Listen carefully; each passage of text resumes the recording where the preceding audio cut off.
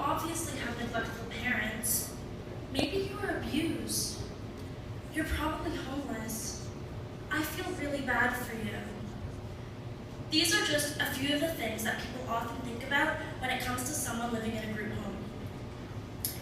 The truth is, many people may have the wrong impression about them.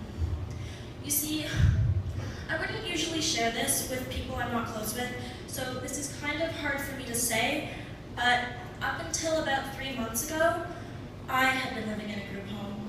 I lived there for 1 year. This is my story of how I ended up there. 2 years ago, I went through a lot of challenges with school, my family, and society in general. To make matters worse, I had even more problems like attention deficit disorder, anxiety, learning disabilities, and severe struggles with time management. All of these are factors that contribute to making school even harder than it already is. As the year went on, assignments kept piling up, and I wasn't handing them in at the rate I needed to be. Just thinking about all of my overdue assignments made my anxiety way worse. The anxiety got so bad that I ended up using the worst strategy possible to deal with it.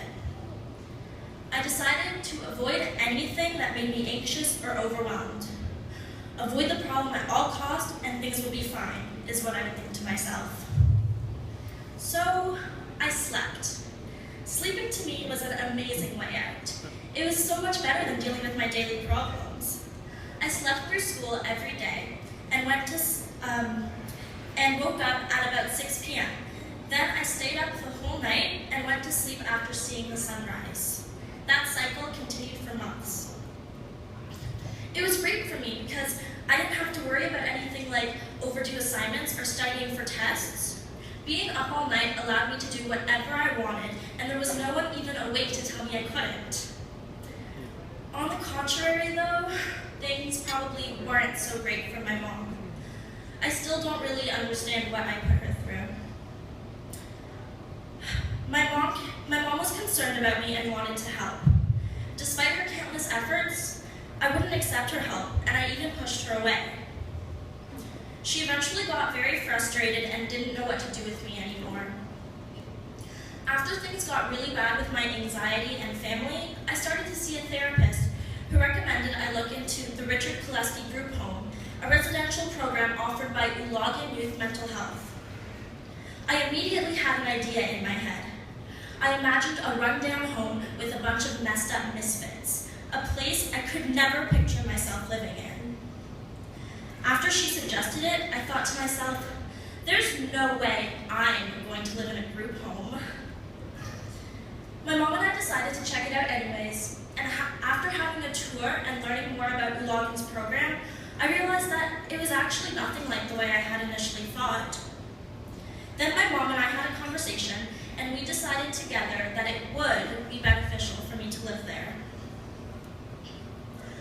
A few months later, I found myself living in the exact place I thought I would never be. And that is how my experience began. The first thing I noticed were the other kids, or residents as we call them. We range between 14 to 18 years old. Most kids in my group home have parents that care about them. They are not poor, and they have a place they call home. The residents of my house are struggling with a range of things like mental illness, school-related issues, and a variety of other struggles. Some people who come to the group home have problems like eating disorders, OCD, depression, anxiety, substance abuse, and ADD, like me. The next thing I noticed was the house. It is a very normal and comfortable house. It may be even nicer than the average one. At the group home, there are staff. The staff are all qualified, paid workers who are there to support the residents with their problems. The group home is also a voluntary program. This means that we aren't being held there against our will, and we can leave if we want to. When I first moved in, a staff said to me, "Okay, Alyce, what are your goals that you're going to work on while you are here?" This showed me that everyone in the house is there for a reason, and we all need to have goals to work towards.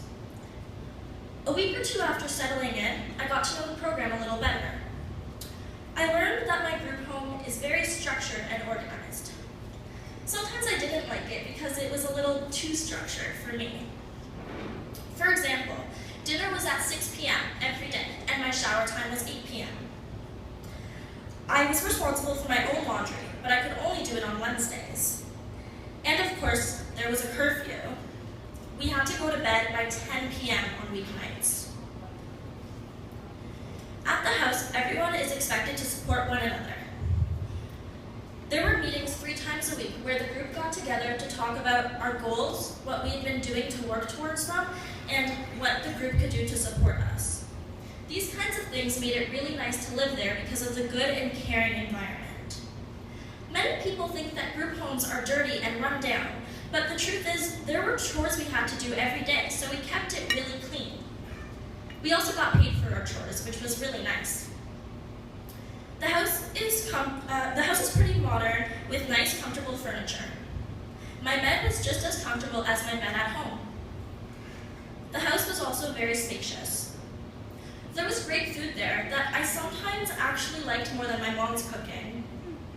Every resident in the house had to cook dinner once a week. My experience living in the group home has been very educational and life-changing. It has opened my eyes to what a group home really is. Everyone has problems of some kind, and we all do different things to deal with them. When I first told my mom that I would be giving a speech on what it's like living in a group home, she responded by saying, "Oh no, I don't want everyone thinking I'm a bad mother." And I replied, "Well, I'm hoping my speech will explain that putting me in a group home doesn't make you a bad parent. Moving into the Richard Koleski house is the best thing my mom and I have ever done for my benefit. I have changed so much for the better since I moved in, and I continue to work hard on improving myself every day. I have learned strategies to deal with anxiety and time management. I'm following schedules to do better in school, and so much more. Since joining the program, I have not skipped a full day of school once, and I sleep when it's dark, and I'm awake when everyone else is. Since moving back home, I've been implementing the strategies I learned at Ulagan, like weekly planning meetings with my family, and a weekly schedule for myself, which includes doing my own laundry. I hope the next time someone mentions that they live in a group home, you will have different thoughts than the ones you did before hearing this speech. Ulagan changed my life, and by being here tonight, you are helping change the lives of many more young people. Thank you.